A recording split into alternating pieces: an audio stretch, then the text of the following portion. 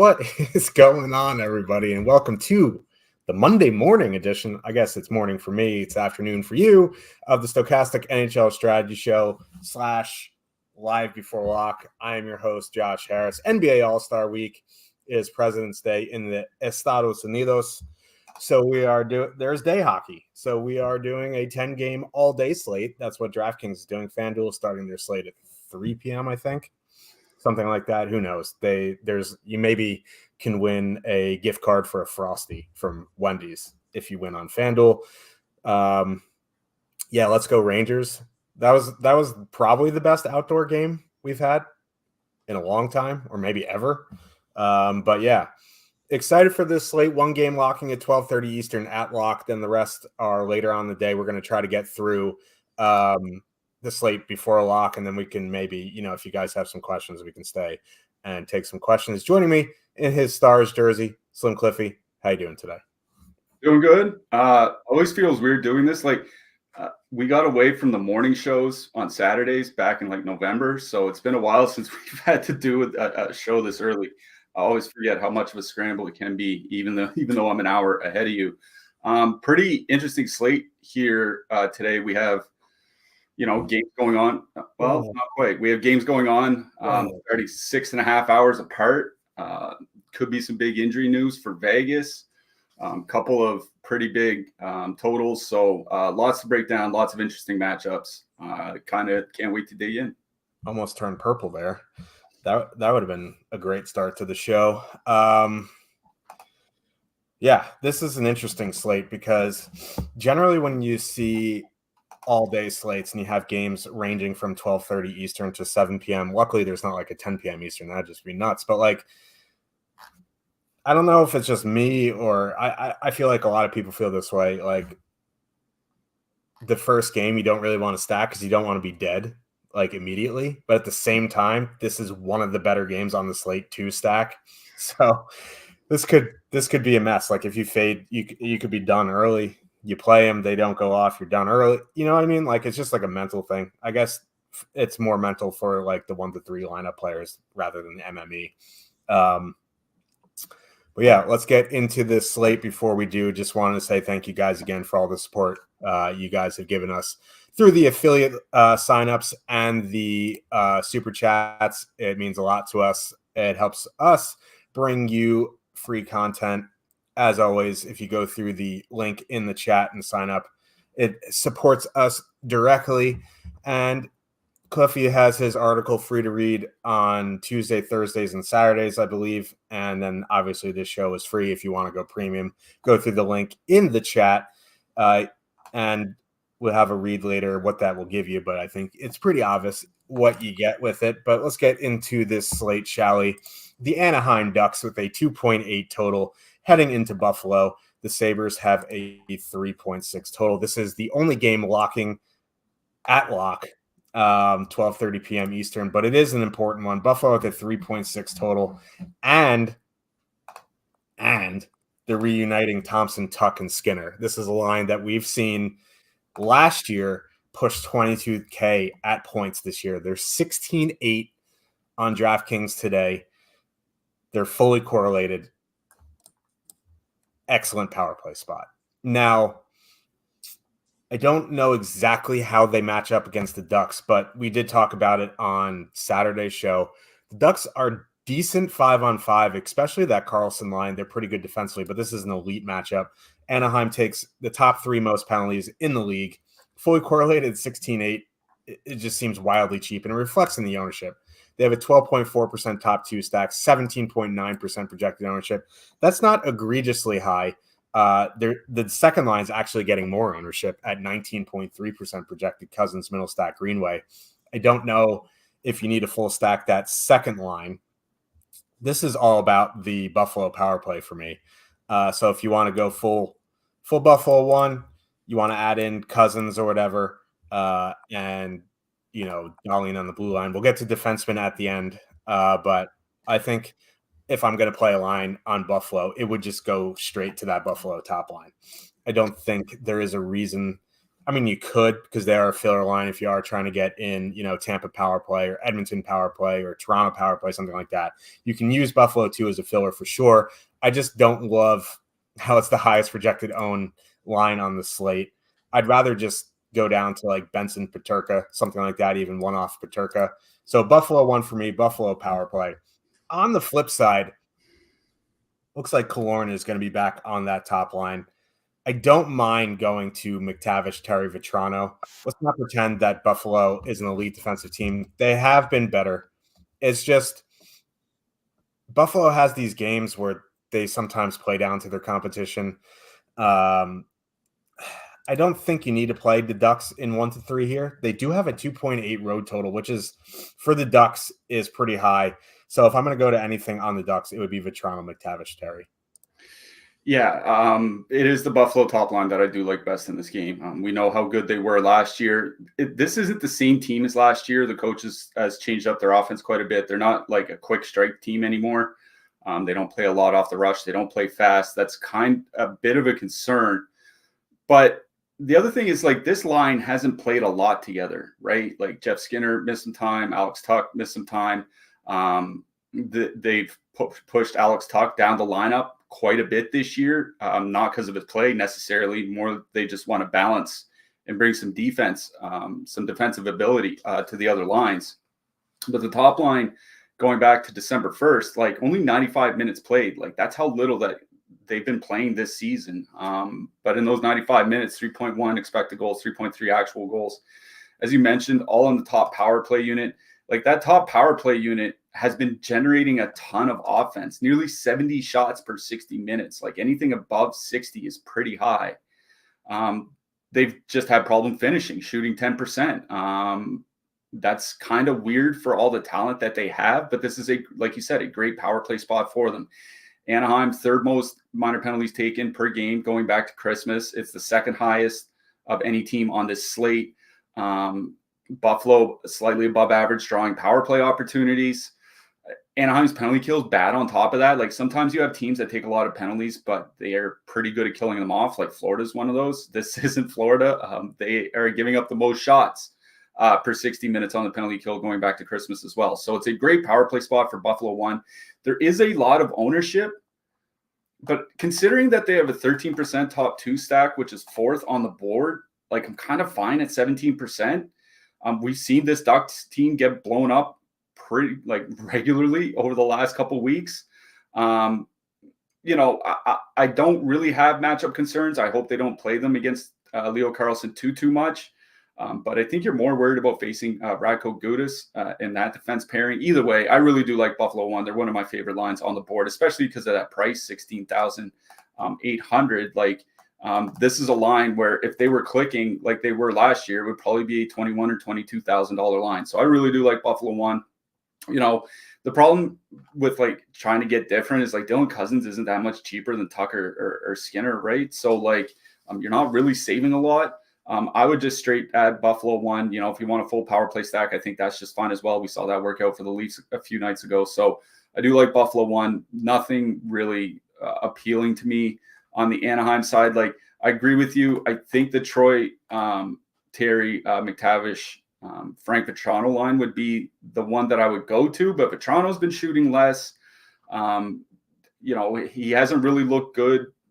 Him and McTavish haven't looked that great together since like the first couple months of the season. Buffalo, their penalty kill isn't that bad. So like, I think in like, 20 max 150s and all that, certainly the Vetrano McTavish Terry line is in play. But other than that, I don't think I'm chasing them in single entry. I don't think I will be chasing them in single entry either. Like you said, they are fine in MME. Dallas Stars with a 2.8 total heading into Boston. The Bruins have a 3.1 total. Not much ownership in this game outside of the David Pastrnak line. That line has been very, very good. They probably won't be seeing the Hintz matchup, which like with Pavelski there, you kind of want to see it almost. But like Duchesne, Sagan, Marchman, very good offensively. I just don't love Boston here. I mean, I don't love Boston generally. outside of I think Pastrnak one-off, always in play. He's one of the best in the NHL. I think, I just don't love these lines. Pastrnak one-off, completely in play for me. Don't love the Marchand, Coyle, Heinen line.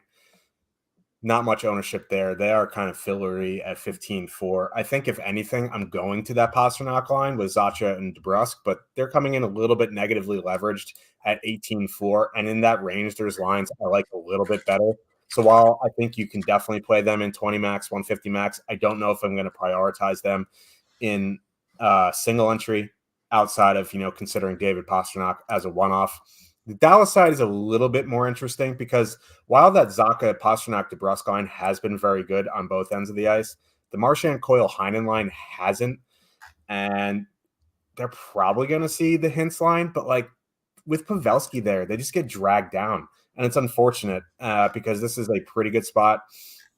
Boston takes a fair bit of penalties. The penalty kill has been sliding a little bit. I just don't love chasing chasing Dallas here. If anything, I'm just going right back to Duchesne, Sagan, Marchment, but they're going to see, that Zacha matchup. Boston doesn't completely hard match, so they'll see, a fair bit of the top six, but, I just don't love chasing Dallas here. Yeah, I'm not too concerned about any of the matchups, really. All the lines look like kind of the same to me on the Dallas side, at least the top two lines. Both offensively and defensively. So I'm not too concerned about that. It's kind of the same thing on the Boston side. That Pastrnak line, you and I talk about it quite often this season. Boston's best defensively when Pastrnak and Marchand aren't on the same lines. And that's the case here. That Pastrnak line, 2.3 expected goals against. The Marchand line, 1.6 expected goals against. This is still a pretty good Boston team when they're not really trying to drive too hard for offense. So it's not a bad matchup against Dallas because the top two lines really aren't great defensively. As you mentioned, the issues with Pavelski. The Duchesne line has been great offensively, but not that great defensively. And, just their last 20 games alone, 3 expected goals against per 60. It's just that they're getting 960 save percentage behind them. That's really saved their goals against numbers. So the only reason I don't really love this matchup is Dallas doesn't take a lot of penalties, right? 3 times shorthanded, 3 minor penalties taken per game. Going back to Christmas, league average is about 3.5. So they're well below that. And Boston's going with a different power play look as well. Zacha, Marchand, Pastrnak with James Van Riemsdyk. Zacha, he had been moved off at times. Saw somebody that whose stuff I read, who's a big Boston fan, does a lot of analytics work, talk about how Zacha and Pastrnak really don't mesh well, or Marchand and Pastrnak, don't really mesh that well on the power play. Zacha doesn't really do anything. He's not a great playmaker. He's not great in transition. He's not a great shooter, right? He's fine at all these things, but he doesn't stand out. And if you don't stand out in a particular area, it's why are you on the power play? And that would be the reason I would stack Boston is because the Dallas penalty kill has been bad, even though they don't take a lot of penalties. But I near 13% Boston at 18,400 when you have Buffalo 1 sitting there at 17%, just a little bit higher ownership, and they're $2,000 cheaper. I'd probably just rather go play Buffalo. So even though Yanni Hakanpää's out, Nils Lundqvist is out, they're missing 2 defensemen on the Dallas side. That kind of hurts their defense, but Heiskanen and Harley have just been absolutely tremendous together. They're probably going to get a lot of ice time here today. So I think this is a game where I'm fine picking one-offs. David Pastrnak is always a good one-off. Dallas too, I think is perfectly fine because they still do create a lot of offense. But I think this is a game where I'm either picking one-offs or picking through the defenseman more than stacking anything. Yeah, agreed. David Pastrnak, elite one-off, but he's very expensive. Toronto Maple Leafs with a 3.5 total heading into St. Louis. The Blues have a 2.9 total. A lot of players are a game time decision for the Leafs, and their coach didn't give any clarity. It was Liljegren, Jake McCabe, William Lagesson, Max Domi, all game time decisions. The Liljegren one's probably the most important because he was on the power play. They moved Bertuzzi there in his place at morning skate. If if Liljegren is out and they go to a 5-forward power play, it just does not work. Like, we've never seen it work in the NHL. Could work today, in a very short sample. But with Liljegren there on Saturday, they went 4 for 5 on the power play. The Blues don't take a ton of penalties is the issue, right? So relying on the Leafs power play could be a bit of a mess, and that's why you're seeing lower ownership on these lines here. Matthews, Marner, Knees, 1.7% projected, which makes me very, very nervous because Matthews has been on an absolute heater. I think one-offing Matthews here is the time to one-off him. Nylander, Tavares is back. Bertuzzi, 10.2% projected. Now, if they do go to a 5-forward power play, that second line is fully correlated. I just, Tavares coming back, he hasn't been great. 10.2%. Again, it's another situation where I'm probably just going to rather play the Sabres. Or just play Toronto 1, you know what I mean? Go play Matthews, go play Marner. My favorite line in this game is St. Louis 1. They're fully correlated. Toronto could be missing a couple of their defensemen. They're already missing Riley, who is suspended. Their penalty kill isn't great. Woll is still out. Their goalies are bad. 6.5% projected ownership. They're $100 more than Toronto 2, coming in, almost half of the ownership. I like St. Louis 1 here. Yeah, I also do like St. Louis 1. I was kind of looking at their matchups of late, just because Toronto's top line, the Matthews line, is a good defensive line. The rest are like average or worse, so I think that's where they can kind of be had. St. Louis's last 3 games, the top line has been seeing less and less and less of the shutdown matchups. Like, they've gone from like 60 to 70% against top lines, down to like the 20 to 30% range, which means that I don't think they're going to see a ton of the Austin Matthews matchup. That means 2 things. One, the St. Louis top line is going to see a lot of favorable matchups of 5-on-5. They all play the top power play together since they moved Jake Neighbors there. Like, he's been moved off a couple times over like their last 10, 15 games. But he's largely been on the top power play, and the top power play unit has been really, really good with him there. The Toronto penalty kill has been better, but still like middling at best, going back to Christmas, which is about a 21 game span now, I believe. So not a bad power play spot for St. Louis, even though Toronto doesn't take a ton of penalties. St. Louis has been drawing more penalties. That's kind of the one thing that was really holding back their offense, aside from the power play just not being very good. It was not drawing a lot of power plays. Their last 20 games, 8th highest minor penalties drawn per game in the league. So they're getting more power play opportunities as the power play is getting better, and they get a Toronto team that just doesn't have a penalty kill that anybody should be worried about. Combined all that with fewer top line matchups, I do like St. Louis 1 here as well. Like, not a ton of ownership, 6.6%. That Boston line that we just talked about might come in, roughly double that. So St. Louis, that top line has been very good basically the entire season since January 1st, 3.3 goals per 60 minutes.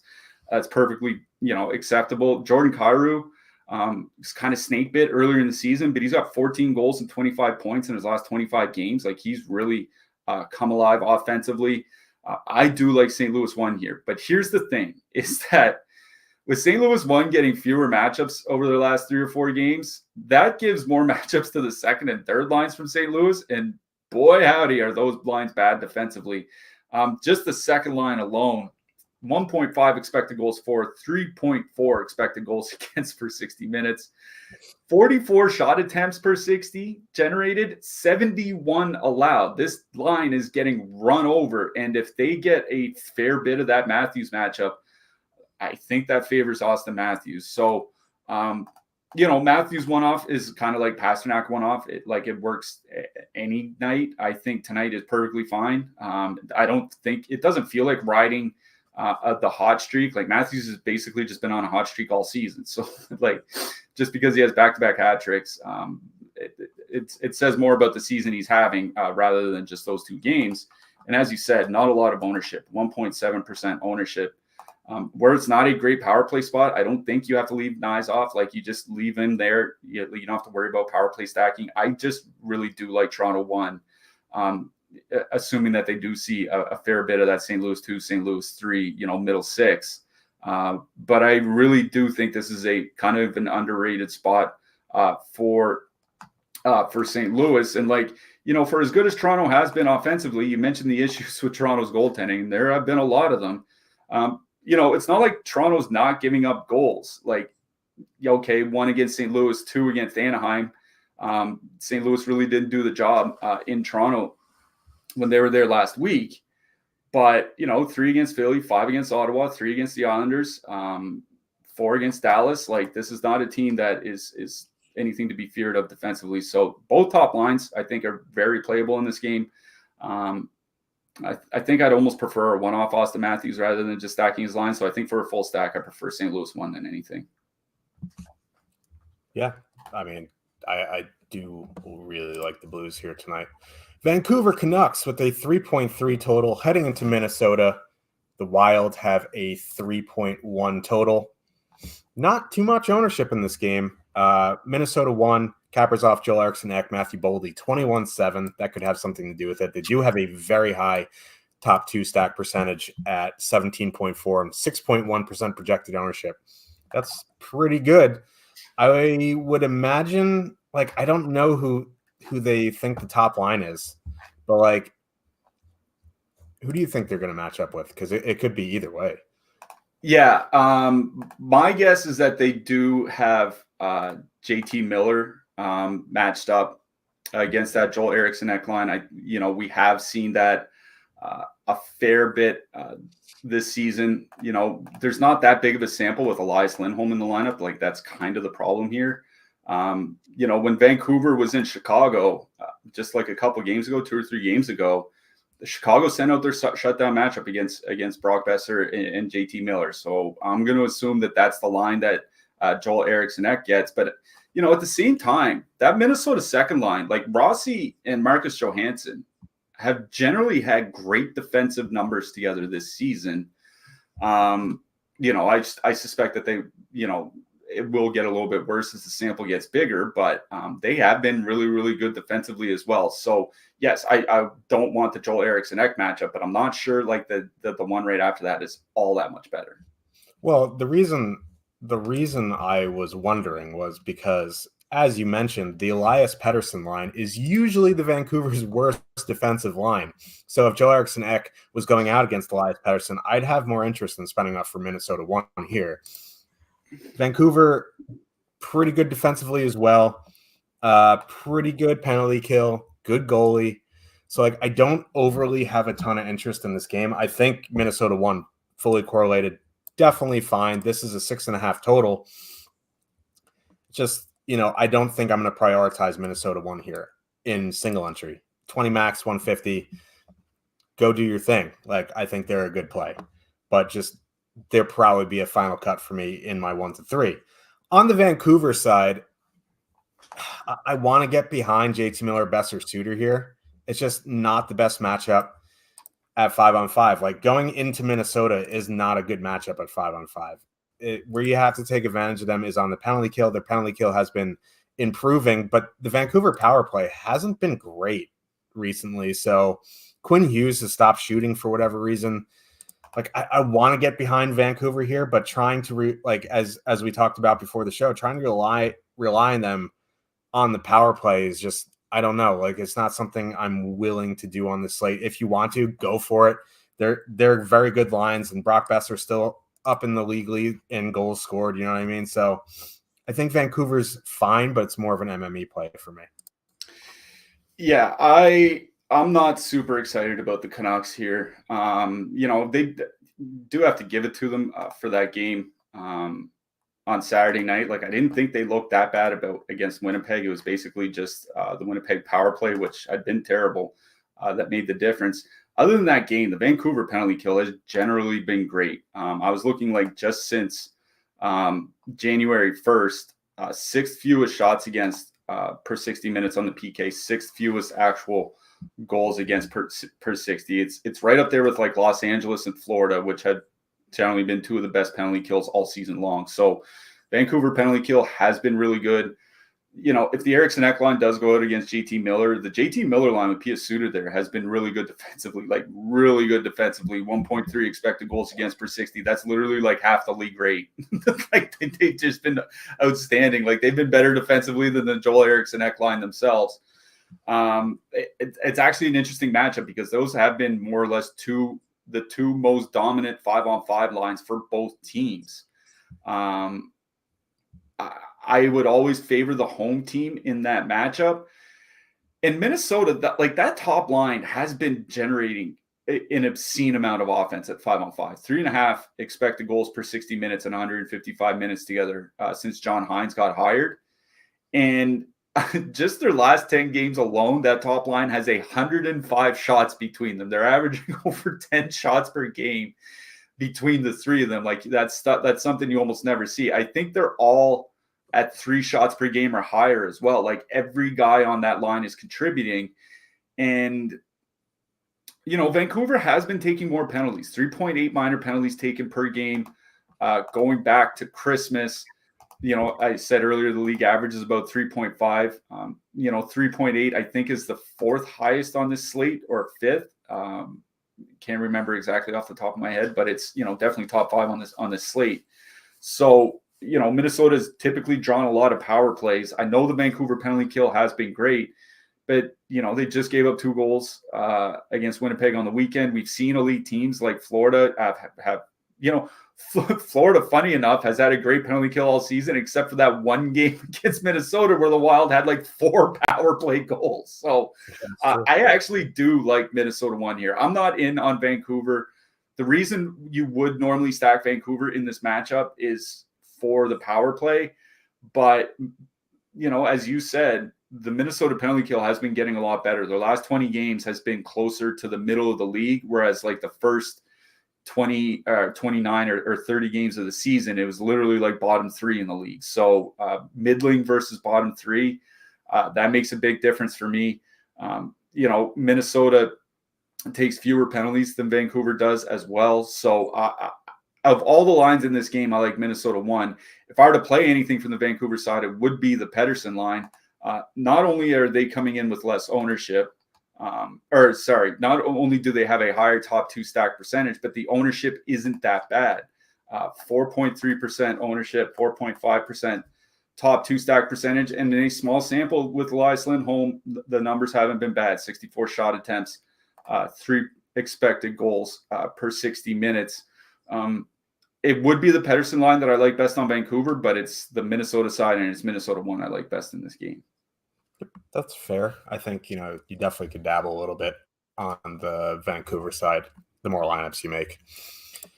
If you are looking to go premium, you can click the link in the chat and you get access to the best NHL data and tools in the industry. You get player and ownership projections, top stacks tools, line combinations, and access to the premium Discord, which you need a membership now to get access to it. So Cliffy is running through the stuff that you get there. We show it on the show a bunch, but, you know, if you get access, you get 24/7 access. And in the Discord, tons of sharp members in there. Cliffy and I are always in there. Jake and his Giga Chad Jawline are always in there. If you need, strategic advice or stuff like that, there's plenty of people willing to help you. So click that link in the chat, sign up, say you came from the show, and Clayton will read you the rules. Something he wants to see your hands. He has a weird fetish about hands, but it is what it is. We love him regardless. Let's move on to the next one. Detroit Red Wings with a 2.8 total heading into Seattle. The Kraken have a 3.2 total. Not a ton of ownership in this game, thankfully. Like we've seen Seattle be like obscene chalk on some slates, and this isn't the case. They are coming in negatively leveraged, but not to the extent that we've seen them negatively leveraged before. It's just because they're price shaming, or I just read kink shaming, Josh, and now I said price shaming, but no, they're a filler line. But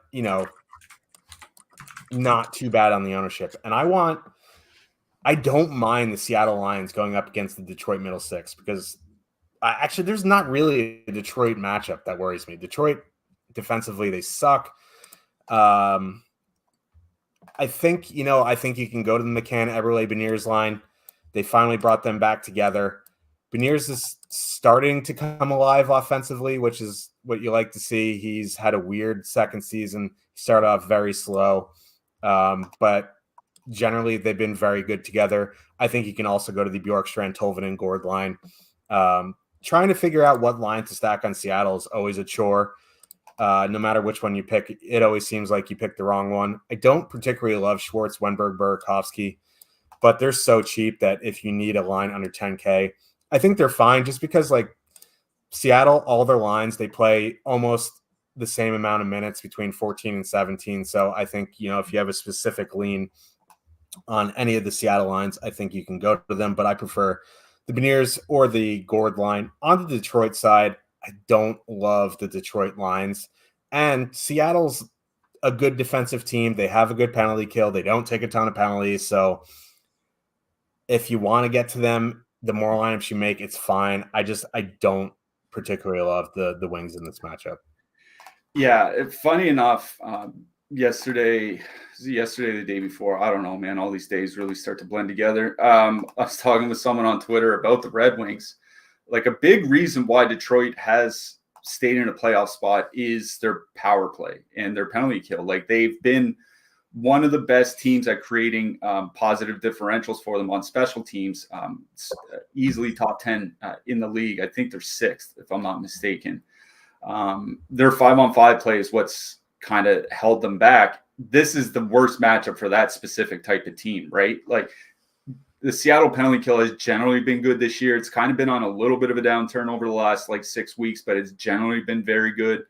They don't take many penalties, 2.7 times shorthanded or minor penalties taken per game, over their last 20 games. That's second fewest in the league. Only Vegas has taken fewer. So it's a pretty bad power play matchup for Detroit. And the lines are kind of a mess. Like Michael Rasmussen on the top line, that's when you're starting to push buttons. And I know Detroit had a 5-0 shutout on the weekend, but that was Calgary and Detroit scored a couple power play goals. So that is what it is. No interest in Detroit one. I don't really have a lot of interest in Detroit at all, actually. Like I know there's no ownership on them. Oddly enough, I don't hate the idea of that DeBrincat Raymond Comfer line. Like as good as Larkin and Patrick Kanan, I think it kind of overshadows how good the playmaking from Alex DeBrincat and Lucas Raymond are. Like Alex DeBrincat's scoring chance assist rate, as tracked by a website called All Three Zones, has been legitimately great this year. He's not shooting the puck a lot. That's its own problem. But he has been helping his teammates quite a bit create offensively. And Lucas Raymond has really turned a corner in his development. His playmaking metrics have been a lot better this season. He's a guy that really does love to attack the middle too. And that kind of opens up those high percentage shots that you can take, from the bottom of the circle on a pass from the middle or something like that. So I don't hate the look of that Detroit second line. I just don't think that this is necessarily a very good matchup for it. Like if I was playing 150 lineups, maybe I'd have 1 or 2 of that Detroit line. I don't think I would necessarily be targeting them in any single entries. On the Seattle side, it is the McCann, Beniers, Eberle line that I would prefer here. They have been fine, not great at generating offense. 2.6 expected goals, 4 per 60 together this season. That's above the league average, but it's not that far above. They've had trouble finishing, but Jared McCann, he has come alive quite a bit. He has 60. You talk about Matty Beniers. Jared McCann has 16 points in his last 13 games.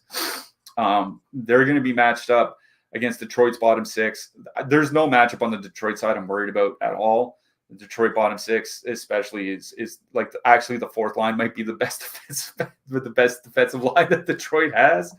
I'm not worried about that at all. I do like that Seattle top line here. All the lines typically come in with more ownership, but it's not that bad. 5.3% against a top 2.6% top 2 stack percentage. If you want to dip down to that Bjorkstrand, Tolvin, and Gord line, no real issues with that because they have been Seattle's best line all season. It's why they've been together pretty much all season long. But it is Seattle one that I do like best in this game. I don't think I'm going to be in too much on Detroit. Yeah, I don't love Detroit. Also, just real quick, Miro Heiskanen. No, sorry, go ahead. I'm going to say Miro Heiskanen is out today for Dallas for the birth of his child. Nils Lundqvist and Yanni Hakanpää also out. So Thomas Harley's going to play 30 minutes. Yep. We'll get to defensemen. Esa Lindell is going to play like 26 or 27 minutes too. Like that's going to be pretty crazy. Also, I want to mention Casey DeSmith got announced as the starter while we came on the show for Vancouver, and he is a massive step down from Thatcher Demko. So it's making Minnesota's top line look even better. Spicy meatballs. Edmonton Oilers with a 4 total heading into Arizona. Coyotes have a 2.6 total. Patricles from Troy is starting for Arizona tonight. I don't even know who he is. Like, do you like? I know you. Yeah, if you're shaking your head, I don't know who this is. Goalies are weird characters already. He could be awful. He could have the best game of his life. One time for the Rangers, Mackenzie Skapsky shut out the Sabres. So, like, anything can happen. I don't take – it's like, oh, this guy is awful. He's got to be awful. I don't know who he is. You know what I mean? The thing is, this is just brutal matchup, right? It doesn't really matter who's in goal for the Coyotes. Like, let's be honest. Karel Vejmelka, who started yesterday, hasn't been good at all this season. So, like, it could just be a replacement level goalie for him. Edmonton's lines are a bit wonky, right? Connor McDavid, Leon Draisaitl with Corey Perry, then Zach Hyman, Ryan Nugent-Hopkins with Evander Kane. It's like, I don't know exactly what Corey Perry brings to the table 5-on-5 anymore. Like, he would be a good net front for a power play. He just isn't on this team because it's not necessary. So, like, I don't – like, you can include him because he's so cheap. But this is a very, very good power play spot. I think you got to prioritize the power play guys here. You go McDavid, Draisaitl with Nugent-Hopkins, McDavid, Draisaitl with Hyman. It gets very, very expensive. But that's okay. There are plenty of filler lines that we've talked about that can fit with them. Edmonton 1 as a whole is 7.9% projected. Edmonton 2 as a whole, 8.1% projected. I think you see McDavid 15% plus. But if you get these combos, I think, it's going to, even if they all are high owned, it's going to be a fairly low owned combo. I think any type of stack you do with Edmonton, you have to have McDavid in it. I think you can leave off Draisaitl if you wanted to save some money, but I think you need to anchor McDavid and go, I think you could do McDavid, Hyman, Nugent-Hopkins for a power play or whatever. Like, I don't know what else to say about Edmonton. I've run out of things to say by, like, December. Like, they're elite. You play the power play guys and you go about your day. Now, Arizona on the other side is pretty interesting because these line combinations do not strike me as good defensively. And you have a line like Bukestad, Krause, Machelli, who have been very good this season, coming in at 0.1% ownership. I think you can play them. You know what I mean? Like, Edmonton's penalty kill, very good. So you don't really need to prioritize the power play one guys. None of these guys are on the top power play. They're on the second power play. They're a very good even strength line. They're 12-9, and they're getting no ownership. So I like the Bukestad line. Yeah. Start on the Arizona side. We'll mention this is a back-to-back for Arizona, right? They played last night against Colorado. They lost last night against Colorado. They've lost like 12 games in a row or 11 games in a row or something like that. It's been a little bit of a tough stretch for them.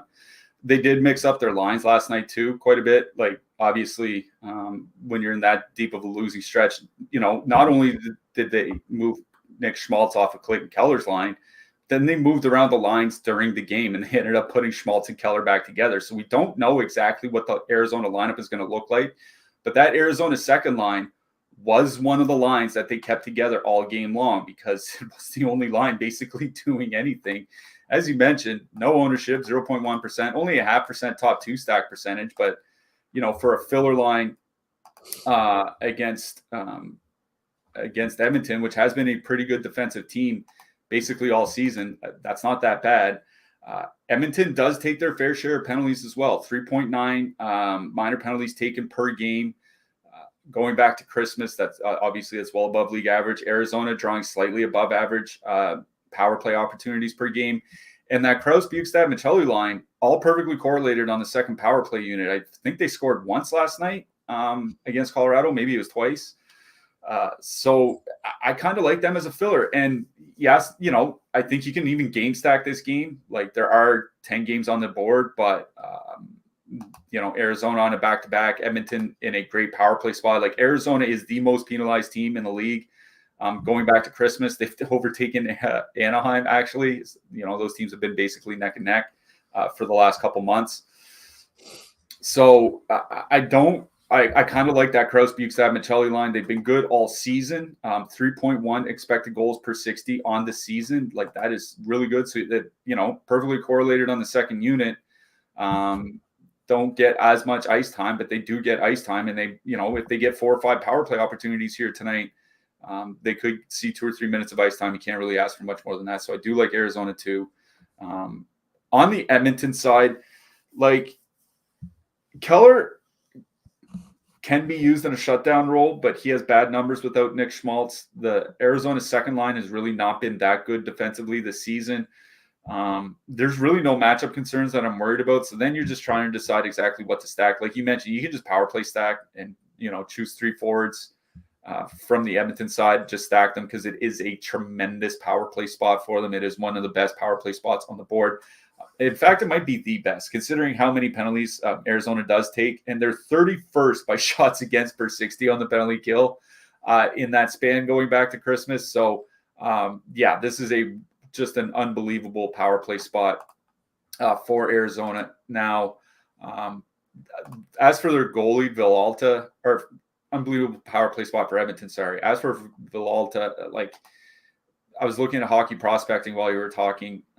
Doesn't seem like they think a whole lot of him. The highest comp from his draft year is Alexander Georgiev, and the lowest comp is like just not making the NHL. So I guess that he's made the NHL is kind of a step in the right direction, but it doesn't seem like there's a whole lot to be concerned of on that side of things. For Edmonton, like, Corey Perry's been actually good since he got there. He was good in Chicago, and like, he's good at filling his particular role. I think you're fine just stacking that Edmonton top line. 3.2 expected goals per 60, 3.9 actual goals per 60 for McDavid and Draisaitl, with anybody but Hyman and Nugent Hopkins next to them. So they have been really, really good. But I think I agree with you. I would just really just focus on the power play guys like McDavid, Draisaitl, Nugent Hopkins, or something like that, and just move along. Yeah. I mean, that's basically what we'll be doing with Edmonton for 4 years now. Relying on their secondary scoring has always been an issue. Winnipeg Jets with a 2.9 total heading into Calgary. The Flames have a 2.7 total. There was ever another flowchart game, it's this one. Winnipeg 1 is going to see that Backlund Coleman Mangiapane matchup. So, like, I get why they're 0.9% projected. I think you can play them in MME. They're fully correlated. I mean, Winnipeg may have the worst power play in the league. So they're fully correlated for whatever that's worth. Like, their power play is atrocious. I don't have a ton of interest in, Winnipeg's second line. They are fillery. At 14.7, I'd rather just go play Dallas 2 at that price. On the other side, I don't have a ton of interest either, because Winnipeg is a good defensive team. Their penalty kill has been improving. They have probably the best goalie in the league this season with Connor Hellebuyck. if anything, going back to our boys, Kadri, Zari, Pospisil, they are 12-6. I think you can play them as a filler line. But other than that, I just don't have a ton of interest in this game. Yeah, I don't really have a whole lot of interest in Calgary. Like you said, Winnipeg is really, really good defensively. Like the Winnipeg top line is showing some cracks defensively, but the Winnipeg top line also hasn't played a lot together because Scheifele was injured for like they've all been injured at different times actually. Like they only have 60 minutes together. So, 3 expected goals against per 60, that's not great, but Winnipeg's been really good defensively otherwise. It's going to be Blake Coleman's line getting that matchup. So if you think that maybe that Winnipeg top line is kind of soft defensively, it would be Coleman, Backlund, Mangiapane that you would look towards. But I kind of agree with you. I just don't have a whole lot of interest. Like that Sharon Govich line, it's been good in a small sample, but Huberdeau not really shooting. Obviously, Kuzmenko's not really a shooter. Sharon Govich, he's not a great playmaker. So I'm wondering how long they can keep up. They're currently solid expected goals numbers in a small sample together. And again, it's not like they've had like the hardest matchups since Kuzmenko got there. Like in Boston is good defensively, but not what they were last year. In New Jersey, their issues. The Islanders have been better. The Rangers are good, but not elite. And then San Jose and Detroit, like it's not exactly a murderer's row of defensive teams there. But there's just not a terribly weak defensive line on the Winnipeg side. If anything, I agree with you. It'd be Kadri, Zari, Pospisil. Like they just keep generating offensively. I was thinking maybe they slowed down of late, but their last 10 games, 3 expected goals per 60, 67 shot attempts per 60. Pospisil doesn't get much ice time, 12 minutes a game. It is what it is. Like if you want just 2-man Kadri, Zari, I think that's fine. The Winnipeg penalty kill has been getting better, and Winnipeg doesn't take a lot of penalties. So I don't think you necessarily have to worry about Calgary's power play all that much. It's Kadri, Zari, Pospisil. I agree with you. Probably leave Pospisil off, but that's the line that I do like best. On the Winnipeg side, like you do kind of want to avoid that Backlund line. So I'm not – and Calgary, bad game against Detroit the other night aside, has generally had a great penalty kill this season. They don't take a lot of penalties either. Winnipeg doesn't draw a lot of power plays, and the Winnipeg power play isn't very good. Like, I know it was a bad power play spot for Winnipeg the other night. Like, this is another one. They can get there. If you're playing 150, you're probably going to have some Winnipeg one. But other than that, not a whole lot of interest. Honestly, if anything, I don't mind that Winnipeg second line, Ehlers, Monahan, Perfidi. But, oh, my God, man. Like, we complain about ice time for that line. It got worse. Like, it's getting worse. Ehlers, 12 minutes in that last game, hasn't cracked 17 minutes, since Christ was a carpenter. Cole Perfidi, he's a really, really good player, but he's not getting ice time either. He was down to 11 minutes in that last game against Vancouver. So it sucks because Monahan and Perfidi have shown some good offensive chemistry early on. There's not that much ownership on them. They're not quite, but the problem is they're not quite filler stack status. I think if anything in Winnipeg, it'd be one-offing guys from the third line. And if it feels weird to say that, but the Calgary middle six is not going to be good defensively. And it's not a good power play matchup. So you don't need to focus on the power play guys. It's like a one-off Ehlers. I think he's too expensive, but certainly a one-off Niederreiter, one-off Adam Lowry. Those types of things are what I'm looking at on the Winnipeg side. Yep. Agreed. Before we move on, we have a $4.99 super chat from my wife. She's driving, by the way. This is why she, can't spell. Thinking of playing for the first time today. What's your best advice for beginners? I also 1,000% used Josh's credit card for this.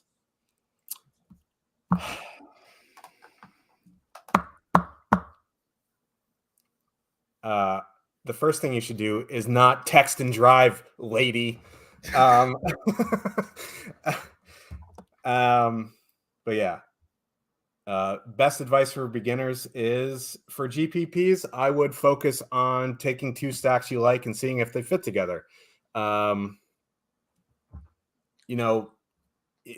could talk about line of construction or whatever, but if you 3-3 stack, that's generally the highest ceiling that you can get. And that's what you're looking for in these large field GPPs. So I would focus on stacking, whether you want to correlate your defenseman or not. That's up to you. But getting a 3-3 stack in a large field tournament is probably your best bet if you're a beginner. In the single entry stuff, if you want to have a little bit less correlation and look for one-offs and this and that, I think that's fine. But you're definitely looking for a 3-3 correlated lineup in a large field tournament. Yeah, I will. Yes, I would say correlate your lineups, and also say, we talk about ownership quite a bit, but don't overthink ownership, right? Just to put it simply, like if you're in a 1,000-man single entry tournament, 1,000-person, sorry, and you stack a 20% line and a 10% line, and they're optimal, 20 people out of those 1,000 will have that combination. And then if you have a 10% goalie, you're down to 2 people, right?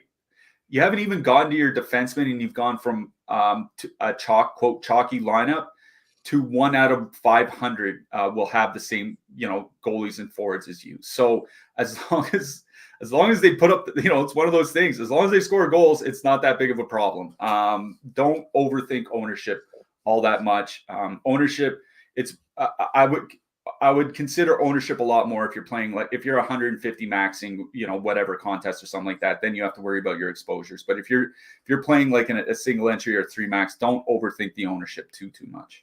Yeah. Thank you for the super chat on my credit card.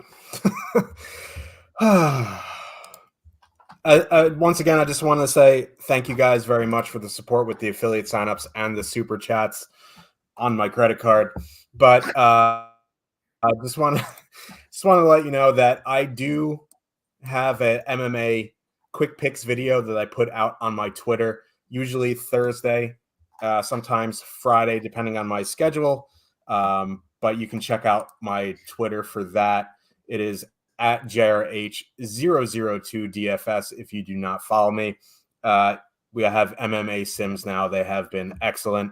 So I will always drop the affiliate link below my video. You can sign up for the MMA Sims. They're a great product. If you are still on the fence, you should give them a try. Excellent pay-per-view card last Saturday. We have a Mexico City card, which is always fun this Saturday. So be on the lookout for my MMA quick picks video, probably Thursday. Vegas Golden Knights with a 3.4 total heading into San Jose. The Sharks have a 2.2 total. I have no interest in stacking the Sharks here. The one line you could take advantage of on the Vegas side, like Vegas isn't a great defensive team. They don't have a great penalty kill, but one, the San Jose penalty or power play sucks. 2, they're missing their 2 best centers, and 3, they suck. We'll add a suck. Chandler Stevenson, Stone Howden for Vegas. That line sucks defensively, but they're probably going to see Eklund, Hoffman, Luke Cunnin. And I have no interest in stacking that line. If you want to one-off William Eklund, be my guest. But I don't have a ton of interest in stacking the Sharks. One-on-one-off Faber and Zetterlund. Hip, hip, hooray. William Eklund, go for it. My interest is on the Vegas side here. Looks like Shea Theodore could be back here tonight. He is a game time decision. If he's in, that gives a big boost to the power play. It's already a very good power play spot. I like the Marchessault, Roy, Barbashev line. I think you can also go to the Carlson, Cotter, Amadio line. That line has been very, very good. They're a little bit more negatively leveraged. I also think you can power play stack here. The one guy I think you need to get in if you're doing any type of Vegas stack is Jonathan Marchessault. He has been excellent since Eichel has been out. He is getting expensive, 7,300, but this is an excellent matchup. So Vegas won, Vegas power play. I think if you are going to power play stack, you anchor Marchessault. Yeah, Jonathan Marchessault has just been on an unreal tear. I mentioned it on Twitter today. I think it's 11 goals in his last 12 games, those games being without Jack Eichel. So he's really done his share. Shea Theodore coming back would help. We obviously won't know that for a few hours. I see beat writers kind of beating around the bush on that today. Like, he's expected back, I think, sometime this week. They were hoping against hope for this past weekend, but obviously that didn't happen. So it seems like it's going to be this week. Whether it's today, we don't know. like, this isn't like a great matchup for Vegas because, we talk about it all the time. The power play has been just atrocious without Shea Theodore and Jack Eichel, like to the point where, we joke about, haha, they should decline the penalty. Like, they would actually be better off offensively declining the penalty and playing at 5-on-5 because that's how bad the power play has been without Jack Eichel. That Stone line, oh my God, that Stone line, 2.1 expected goals for, 3.4 against. Like, Stone's playing very well. I was looking at some of his scoring chance data. He's just been obscenely good. Like, he's carrying them. Chandler Stevenson is having by far the worst year of his season. Like, his playmaking metrics are like half of league average, and normally he's among the league leaders. His defensive metrics are amongst the worst in the league as well, where he's normally like at least around average. He's a complete and absolute anchor. And Brett Howden's not the guy that's going to help that float. Like, Mark Stone is the only guy carrying that line. And they're actually probably going to see a fair bit of the San Jose top line. The San Jose top line has not been that, like, they've been bad defensively, but considering how bad the entire San Jose team has been, it hasn't been atrocious. And it's not a good power play spot for Vegas. Like, yes, the power play's been bad, but San Jose doesn't take a ton of penalties either, and it's like a mid-level power penalty kill going back to Christmas. So I kind of agree here. I think it's Roy Barbashev Marchessault that I would go back to. Like, there is ownership coming on them, but it's nothing extreme. 10% against a 6.6% top two stack. Like, you can see how bad Stone, Stevenson, Howden have been. 1.7% top two stack percentage. Like, this time last year, it would probably be triple that number in this particular matchup. But they're just awful. If you want to go down to Vegas 3, I think has been fine. San Jose depth is absolutely brutal, but Marchessault, Roy Barbashev are probably going to see a fair bit of that Eklund-Hoffman line. Eklund's numbers have been, like, on-ice numbers are just very, very bad without Thomas Hertl. 47 shot attempts for, 68 against per 60 minutes. That's just horrific. So it is Vegas one that I like in this game, and I'm not stacking anything from San Jose. Going from the Sharks to the Blackhawks. Chicago Blackhawks with a 2 total heading into Carolina. The Hurricanes have a 3.6. Connor Bedard is back again. He's been back for a few games. Brutal 5-on-5 matchup for him against the Jordan Staal line. If you want to one-off Bedard in that matchup because he's a superstar or whatever, be my guest. But I do not have any interest in stacking a team with a 2 total on the road against one of the best defensive teams. Now, yeah, Carolina's goalies have been pretty bad, but Chicago is very bad. So outside of a Bedard one-off, probably out on Chicago. I don't even love a Bedard one-off, to be honest with you, but he is Connor Bedard, so you can one-off him. Because the Staal, Martinook, Jarvis line is going to see the Bedard matchup, I like that line. They are coming in a bit negatively leveraged, but you get Jarvis on the top power play. Not that this is a very good power play spot. Chicago does have a fairly decent penalty kill. So I do like them from a 5-on-5 perspective. Staal, Martinook, Jarvis. I think they're fine. You want to go to that top line. I guess it's okay. Like, they just haven't been great. I think, one-offing Marty Netchis, I think, is fine, or two-manning him with Jack Drury. I just don't love stacking in this game, if that makes any sense. But for me, if I had a stack line in this game, it would be that Carolina third line. Carolina 3, also my pick. Jarvis, Martinook, and Staal going out against that Bedard line. The Bedard line, Foligno, Kurashev, and Bedard, obviously. 3.4 expected goals against, 4.4 actual goals against per 60 at 5-on-5 this season. They've just been a mess defensively. Like, good offensively.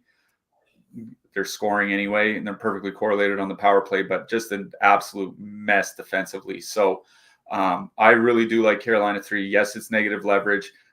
I would honestly leave Jordan Staal off. Like, that feels like famous last words, but it feels like he's finally hit the point where he can't really contribute a whole lot offensively. I know he's not a big offensive contributor anyway. but he might not reach 30 points this season. And this is a guy that typically can put up like 35 to 45 points. And once you get down to the 30-point mark, it's like you're not doing a whole lot. So I think just like a Jarvis Martinook 2-man is perfectly fine.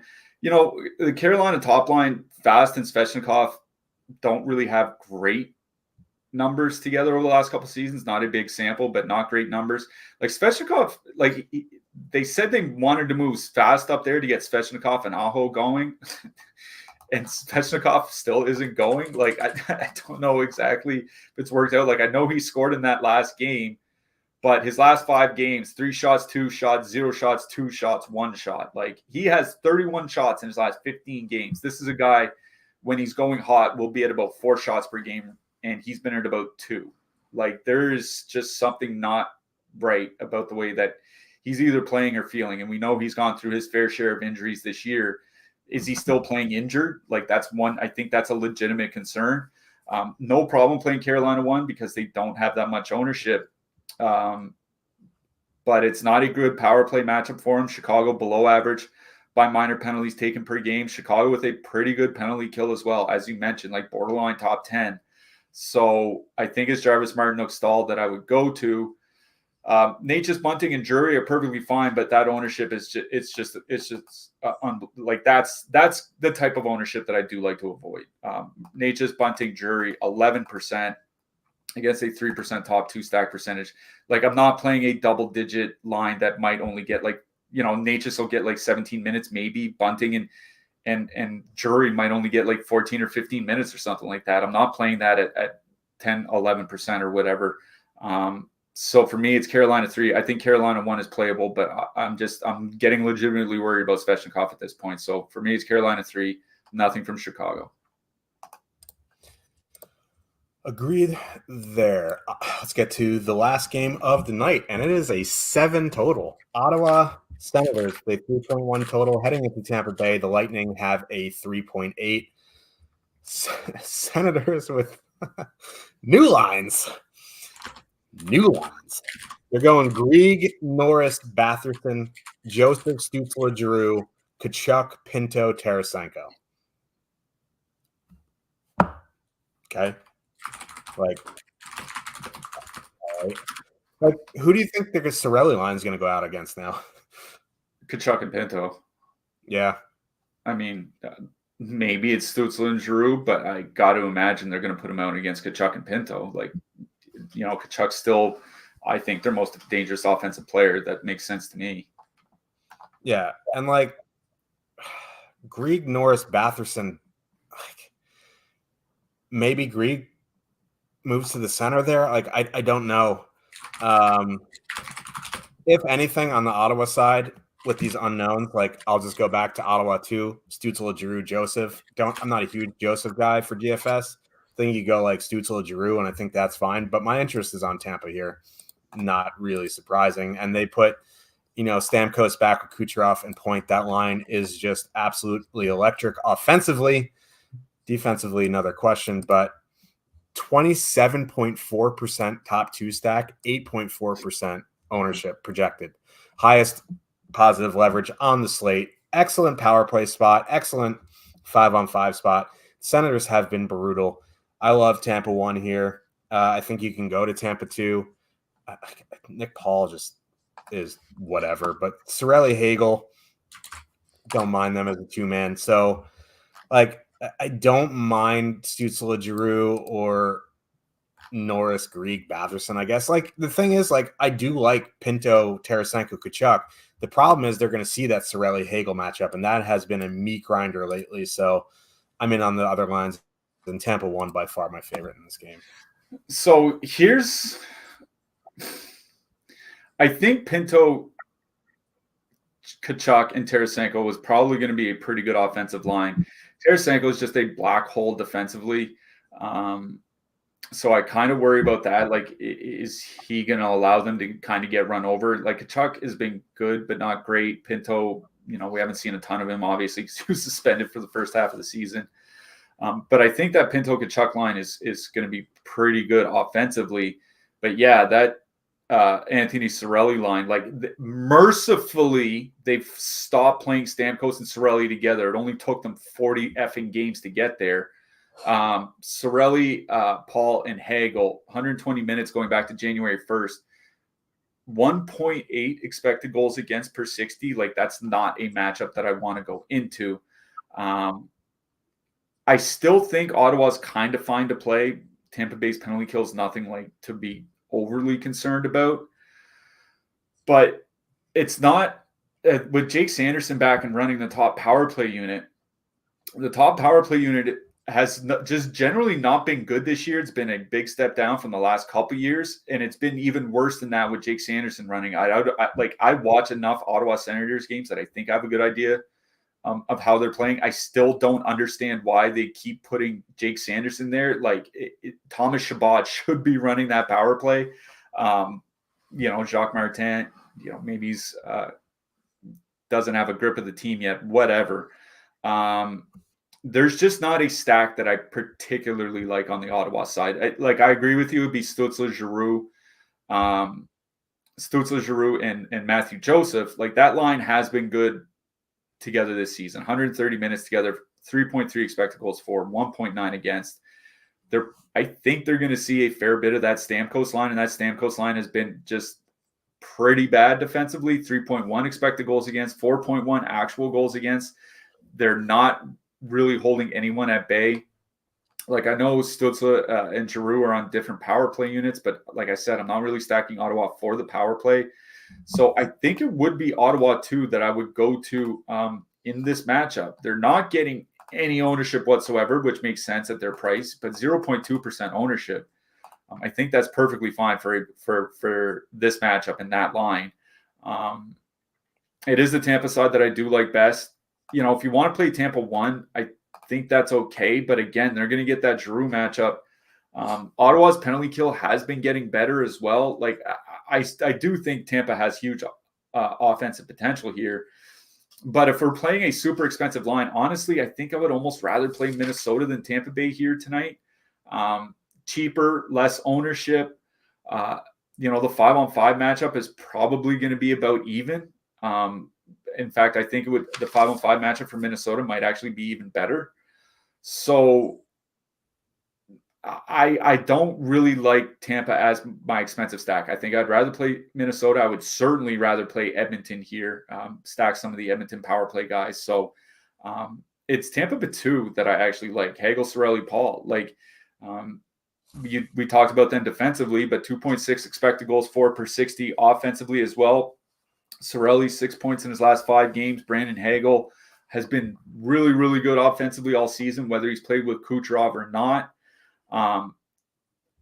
I worry that Shane Pinto is the center that they're going to have to face now and not Josh Norris, but I don't think it's going to make enough of a difference that I'm worried about it. I think it's both second lines in this game that I would prefer. This isn't a game where I'm going to necessarily be attacking the top lines. Yeah, fair enough. I still think they're fine if you want to spend up, and it's always the late hammer that hammers the slate. That's what they call it, the late hammer. So let's talk a little bit about some defensemen here. Let me load it up. Quinn Hughes at the top of the board. Obviously, the 12:30 game is locked, so we won't be mentioning those guys. But top of the board that stand out to me, it is Evan Bouchard, 6,500. If Shea Theodore is back, 6,100. Victor Hedman, 6K. And then you're, going into the mid-range there. Who are you liking? Yeah, I mean, I think Rasmus Dahlin might end up being the highest owned defenseman on the board here tonight, I think for good reason. He was certainly one of the top defense plays. I do like Bouchard. I do like Hedman. If we got news on Shea Theodore, I wouldn't mind playing Theodore. Like he was like obscene offensively before he got injured. Maybe he needs some time to get back into it. And the thing is like with that game starting later, if you do have a spot to use him, like if you can late swap to him, there's going to be absolutely no ownership on Shea Theodore. So, and he'll go right back to running the top power play unit. He probably can't make he'll make a difference, not a huge difference like Jack Eichel would, but he would make a difference on the power play for Vegas. In the mid-price range, You know, with Miro Heiskanen out now and Yanni Hakanpää out, like Dallas is running out of defense, like good defensive defensemen. Like I'm a big Thomas Harley guy, but Thomas Harley's not a great defensive defenseman yet. It's basically Esa Lindell and then a bunch of average or worse defensive defensemen on the Dallas side. So I think the matchup got better for Charlie McAvoy. I do like Jacob Chikrin in that Ottawa game. Like I said, I'm not attacking them for the power play. I'm attacking them for the 5-on-5. Jacob Slavin, obviously, for Carolina, he's often getting the second most minutes behind Brent Burns, even though he doesn't always get top or secondary power play time. For the cheaper guys, like Esa Lindell has got to be one of the top sub 4K plays on the board here now because he is going to have to play a lot of minutes here with Miro Heiskanen out. So I do love Lindell. JJ Mosier for Edmonton, 21-22 minutes. Not a bad spot to rack up some blocks. Alex Vlasic from Chicago, pretty good defensive defenseman, but he might have to play a lot of shots against Carolina here today. So I think he's fine on DK as well. Nick Hague for Vegas. If Theodore isn't back, I don't mind Hague. 18, 19 minutes in a pretty soft matchup. If you want to go down super cheap, Zach Bogosian. There's a name that you don't say very often. Zach Bogosian has been getting more minutes for Minnesota, third behind Brodin and Brock Faber. He's only 2,600. Might have to block some shots against Vancouver tonight here as well. Yeah. Did you mention, I know you said Harley's not a very good defensive defenseman, but obviously Harley's in play now as well. I mean, yeah, and I'd say with the Buffalo game locking, like I haven't updated my numbers with Heiskanen out, but I think Harley might be the number one play defensive play left on the board behind Victor Hedman maybe. So yeah, I think Harley's one of the top defense options left to him and Lindell both. Yeah, let's talk about Toronto's second line is with McMahon, not Bertuzzi. That's what someone just said in chat. Yeah. Nyes, Matthews, Marner, McMahon, Tavares, Nylander, Bertuzzi, Domi, Robertson. Looks like the other guys are in McCabe and Liljegren, so whatever. Yeah, whatever. Whatever. Let's talk about some goalies. I don't really want to, but Spencer Martin, top of the board, 8,500. Like for cash games, maybe. I guess for cash games, I'd probably go Aiden Hill if I was spending up, if it is him, or Stuart Skinner at 83. Joey Decord, I don't mind at 8,100. After that, like Casey DeSmith doesn't interest me. The guy starting for Minnesota, if it's Gustafsson for Minnesota, that interests me. Ottinger at 7,400 obviously stands out. Connor Hellebuck at 7,500. Don't even mind Joel Hofer at 7,400. And then like the cheap guys, if it is Mrazek at 6,900, I would have interest there. Yeah, as long as Mrazek starts and we don't get Soderblom, I guess it would be Soderbombed. Soderbombed. Yeah, Soderbombed. As long as we don't get Soderbombed, I really do like Mrazek at 6,900. Connor Hellebuck as well. Good matchup for him. Like it's a good matchup for Mackenzie Blackwood. As long as he starts, him and Kakinen, it doesn't really matter. 6-1, half a dozen of the other, but whoever starts for San Jose, it's not a bad spot because Vegas, like I said, especially if Theodore's out, Vegas does not have any threat whatsoever on the power play. Alex Lyon is kind of interesting to me because this isn't like Seattle's not a good power play team whatsoever. And Detroit does give up a lot at 5-on-5. Seattle doesn't necessarily score a lot at 5-on-5. So don't mind him. And Jeremy Swayman in that game about to start. Like with Heiskanen out, like again, I really do like Thomas Harley, but Dallas is running out of defensemen and the team like not that great defensively anyway. So Swayman, I think might not see a ton of volume here. But I also think that gives him a decent chance of a shutout as well. Yeah, I kind of like Decord if he starts at 8,100 as well. Don't mind that. Who you like him for your hat trick pick? Jordan Kyrou from St. Louis. Going to do it against the Leafs. I guess we'll see what happens with the Leafs' new lineup. But, betting against the Leafs has been pretty good to me over the years. Marner sucks. Yeah. Saturday aside, I dropped the joke. Like, when have we ever seen the Leafs choke against a bad team at home or anything like that? And then they just absolutely beat the brains out of Anaheim. So it doesn't always work. Sometimes it does. I don't know if this is spicy or not, but like, I hate Seattle, but I'm going to Seattle and I'm going Matty Beniers. That's spicy. I don't even know if he has 3 goals this year. So he has 8. Okay, well, yeah, I guess he's almost had 3 hat tricks this season. So, not a bad. It's a good matchup for them. I'm just kind of poking jokes, but I guess we'll see how they do. I'm interested to see how Detroit does in that game because, like I said, Detroit is a team that lives off the power play and penalty kill, and this is not a good power play or penalty kill matchup for them. Yeah. So we will be back tomorrow at 2 p.m. Eastern, our normal slot. Huge GPP on DraftKings. I think there's a big one on FanDuel as well. Big relative for FanDuel. But good luck, everybody, tonight. We'll see you in the Discord, and hopefully we're kicking off the show talking about how you won so much money. Good luck. Good luck tonight. We'll see you tomorrow.